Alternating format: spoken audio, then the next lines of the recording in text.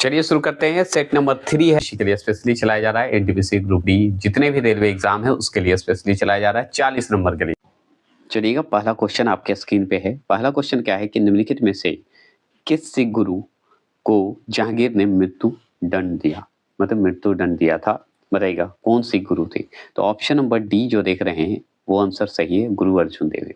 सिर्फ mock test करवाएंगे, ये सिर्फ एनटीपीसी ग्रुप डी के लिए चल रहा है, तो जरूर देखिएगा, ठीक है। और भी बात करें, और हाँ, अर्जुन देव के बारे में थोड़ा सा मैं बता देता हूँ। अर्जुन देव जो है सिख के 5वें गुरु थे, ये जान लीजिए। अवाधिक ग्रंथ इन्हीं का लिखा हुआ है, याद रखिएगा, इन्हीं का संकलन है। आगे बात करते हैं। दूसरा प्रश्न को देखिए। दूसरा प्रश्न है पूना पैक्ट जो है, यहाँ पे देखिए थोड़ा सा गलत है, किसके किसके मध्य हुआ था, यहाँ पे होना चाहिए किसके किसके मध्य हुआ था।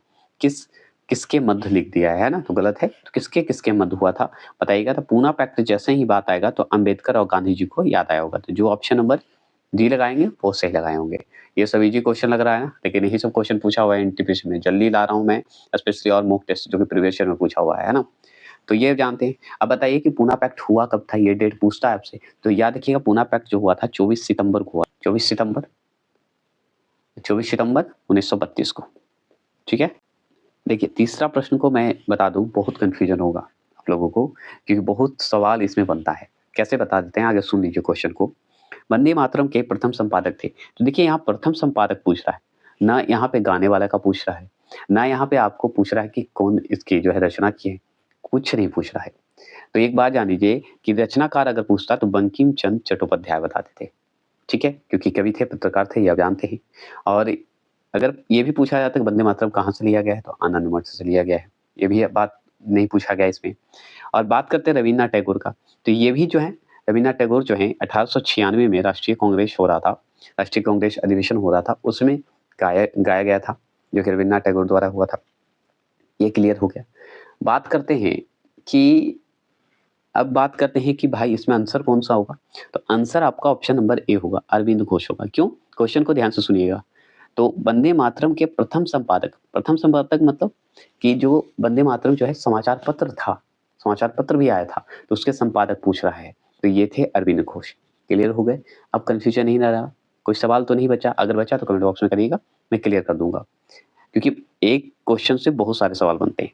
हमें मॉक टेस्ट करवा रहा हूँ, तो ज्यादा डिटेल देना भी उचित नहीं है।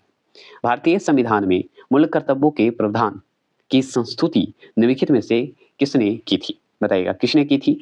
ये ऑप्शन के हिसाब से बताइएगा, सब प्रीवियस ईयर क्वेश्चन है, पूछा हुआ है, 100% है, तो बताइएगा। तो याद रखिएगा, स्वर्ण सिंह समिति ने किया था। जैसे ही बात करेंगे भारतीय संविधान के मूल कर्तव्यों की बात करेंगे, मूल कर्तव्य के प्रावधानों की संस्तुति निम्नलिखित में से किसने की, तो स्वर्ण सिंह समिति ने की थी।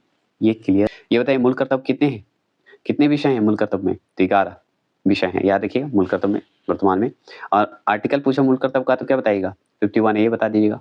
क्लियर। भाग पूछेगा तो 4A बता दीजिएगा मूल कर्तव्य का। क्लियर हो गया। मूल कर्तव्य कहाँ से लिया गया है, ये आप कमेंट बॉक्स में करिएगा, ठीक है। पांचवें प्रश्न की बात करते हैं। पांचवा प्रश्न है, निम्नलिखित में से कौन सा पदार्थ जो है सबसे अधिक ज्वलनशील है। तो सबसे अधिक ज्वलनशील कौन सा होता है, तो आप जानते हैं नायलॉन जो होता है, ये सबसे अधिक ज्वलनशील होता है। दिल्ली स्थित शांतिवन समाधि है, शांतिवन जो समाधि है वो बताएंगे।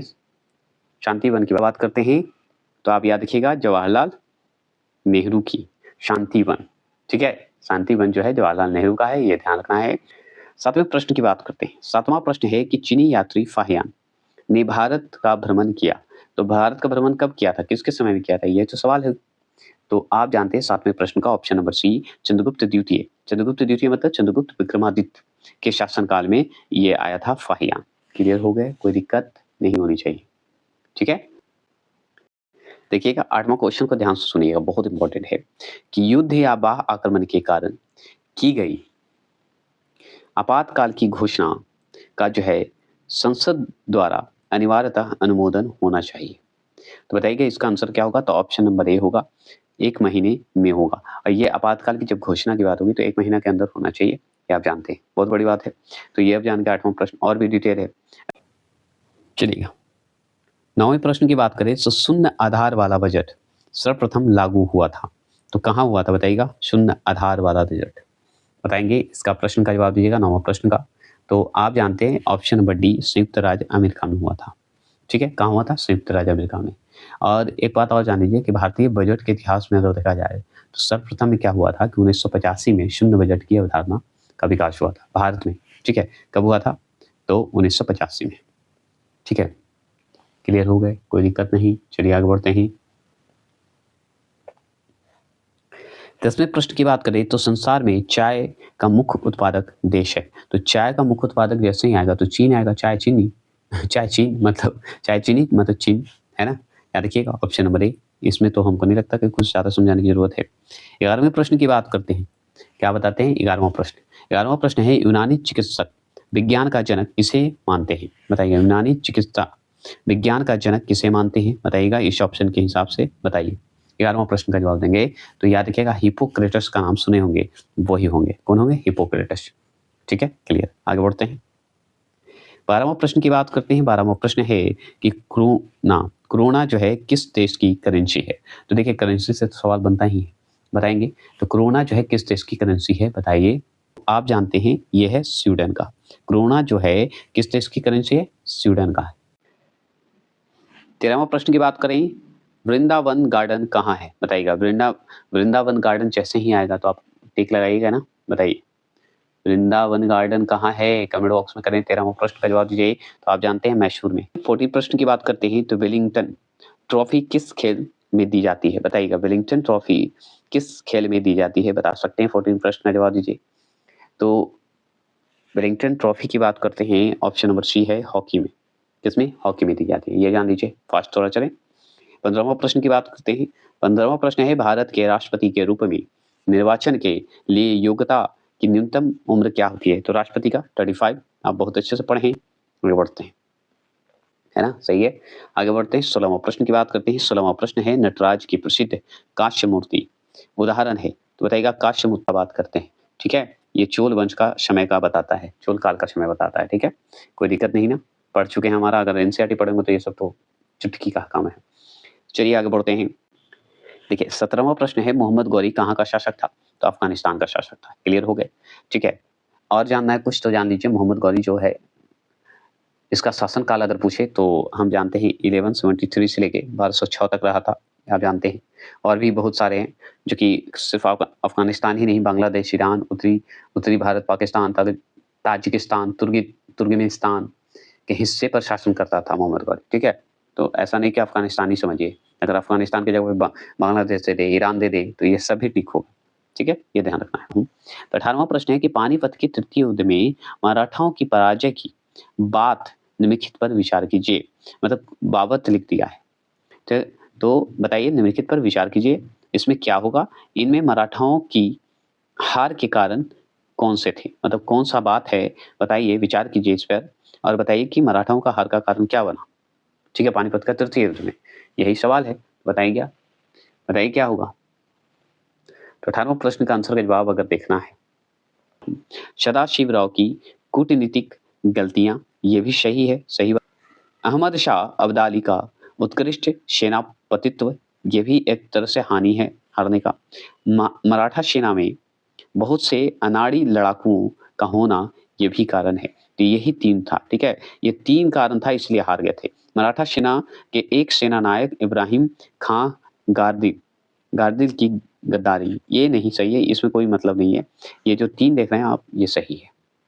ठीक है, देखिए ये पानीपत का तृतीय युद्ध कब हुआ था? ये सवाल पूछेगा, इसलिए बताना जरूरी था, बता देते हैं। 1761 में। ठीक है, किसके किसके बीच हुआ था? मराठा और आपका किसके साथ? अहमद शाह अब्दाली के साथ हुआ था, इसलिए इंपॉर्टेंट है। और ये जो 3 कारण थे वो वही कारण से मराठा हार गए। चौथा कारण नहीं सही था, ये जानते हैं। तो आपका ये था, ये तो आप जान गए। आगे बढ़ते हैं। आगे बढ़ते हैं, 19वां प्रश्न को देखते हैं। 19वां प्रश्न है मुगल वंश का जो संबंध बहादुर शाह जफर से था, वही संबंध लोधी वंश का जो है से था। किससे था? बताइएगा। जैसे मुगल वंश तो आप जानते हैं।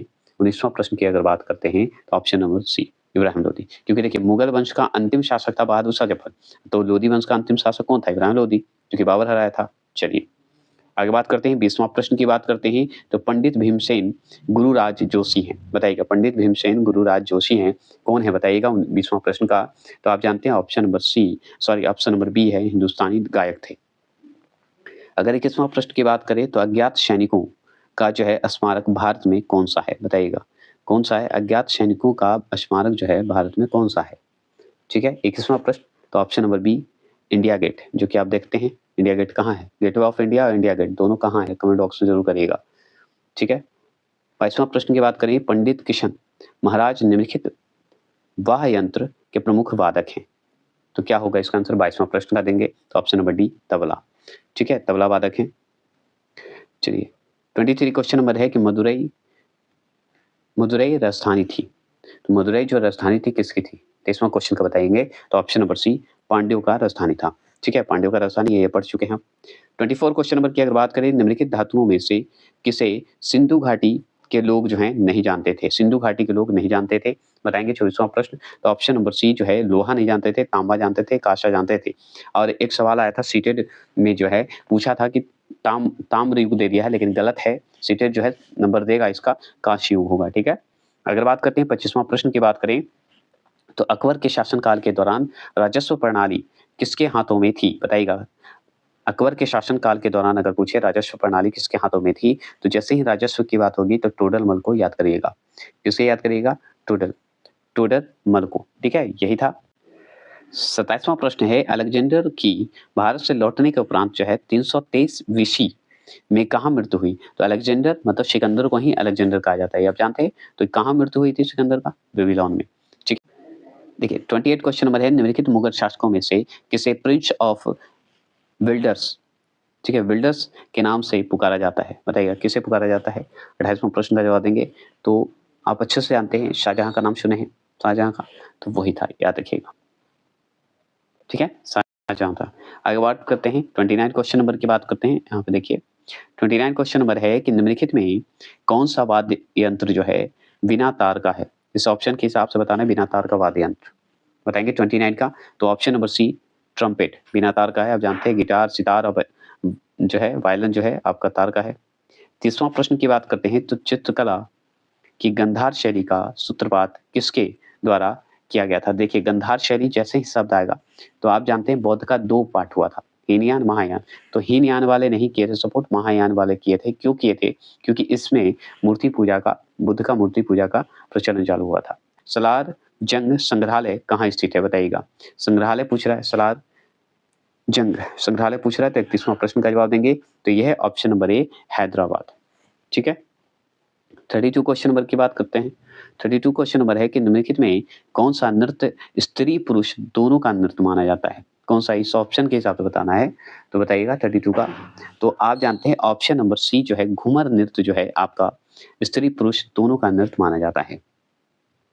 देखिए 33 क्वेश्चन नंबर देखिए कि हीनयान व महायान संप्रदायों का जन्म जो है निम्नलिखित में से किस में हुआ था, तो आप जानते हैं चतुर्थ बौद्ध संगीति हुआ था ना कनिष्क के समय, उसी समय हीनयान महायान जो है अलग हो गया था, आप जानते हैं। हीनयान महायान, हीनयान जो है मूर्ति पूजा नहीं करते थे, महायान मूर्ति पूजा करते थे। चलिए आगे बात करते हैं 34 क्वेश्चन नंबर की अगर बात करते हैं, 34 क्वेश्चन नंबर की बात करें तो देखिएगा यहाँ पे थोड़ा सा जूम कर देता हूँ, तो 34 क्वेश्चन नंबर है कि सम्राट अकबर ने निम्नलिखित में से किस महल का निर्माण जो है फतेहपुर सिकरी में करवाया था, तो बताइएगा फतेहपुर सिकरी में क्या करवाया था, कौन सा महल करवाया था, वो कमेंट बॉक्स में करिए।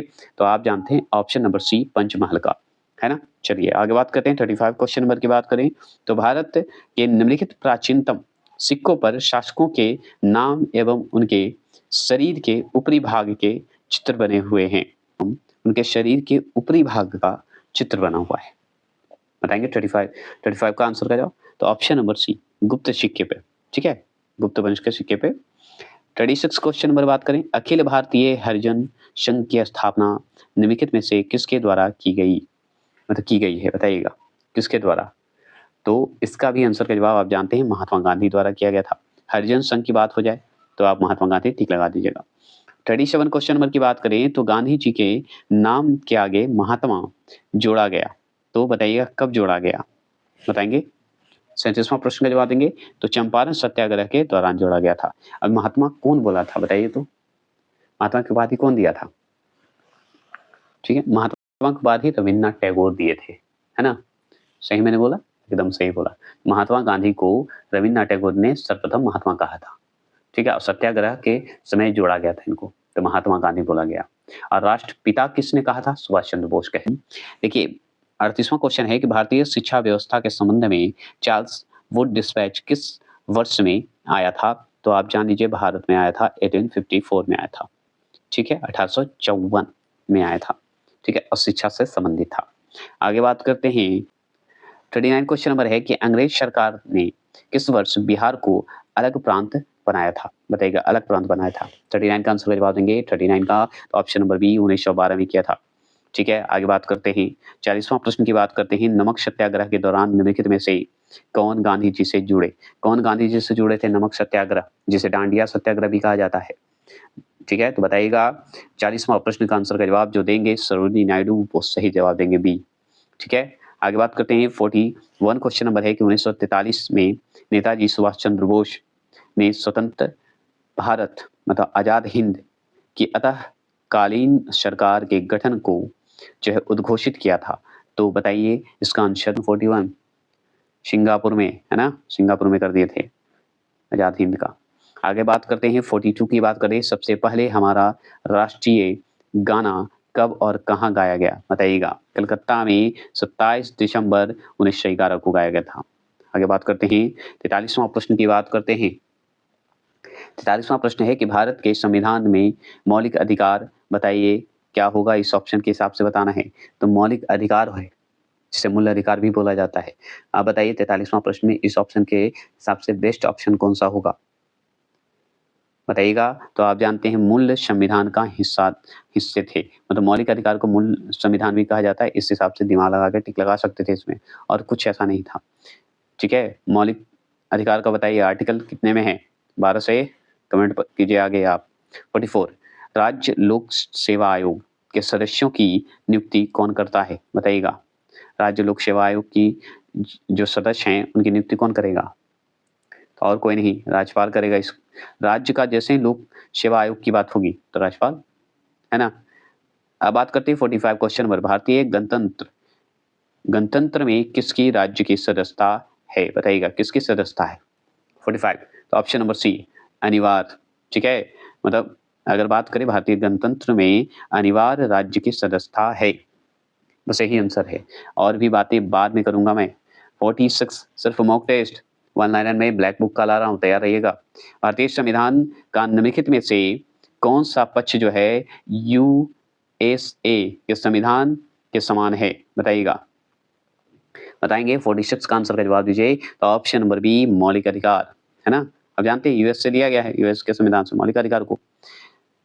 आगे बात करते हैं मौलिक अधिकार को जब अमेरिका से लिया गया तो मूल कर्तव्य को कहाँ से लिया गया? कमेंट बॉक्स में जरूर करिएगा, क्वेश्चन आ चुका है। कौन सी नदी जो है दक्षिण भारत की गंगा कहलाती है? तो हम बहुत अच्छे से जानते हैं कि दक्षिण भारत की गंगा हमारी गोदावरी को कही जाती है, और भारत की दूसरी सबसे बड़ी नदी है ना। चलिए 48 क्वेश्चन नंबर आपके सामने है कि किस राज्य की सीमा चीन से जुड़ी हुई है? बताइएगा, चीन से जुड़ी हुई है तो अरुणाचल प्रदेश, याद रखिएगा चीन से जुड़ा हुआ है। अगर 49 की बात करते हैं तो 49 है कि भारत में झूम कृषि जुड़ी हुई है। तो झूम कृषि जो जुड़ी हुई है ये बताइए। 49 का आंसर का जवाब देंगे तो ऑप्शन नंबर ए जनजातीय मतलब लोगों से मतलब आदिवासियों से जुड़ा हुआ है। 50 प्रश्न और अंतिम प्रश्न है आपका, इंटीग्रल कोच फैक्ट्री कहाँ स्थित है? बताइएगा कहाँ स्थित है? तो आप याद रखिएगा पेरमपुर। कहाँ? पेरमपुर। अब चेंबूर की अगर बात करें तो ये आपका चेन्नई के हिस्से में पड़ता है, ठीक है, याद रखिएगा। इसे पेरमपुर दूर भी बोला जाता है। अगर आपसे पूछ और भी है बहुत सारे जो कि हम बाद में बात करते हैं। आज के लिए इतना ही रखते हैं। जय हिंद, जय भारत।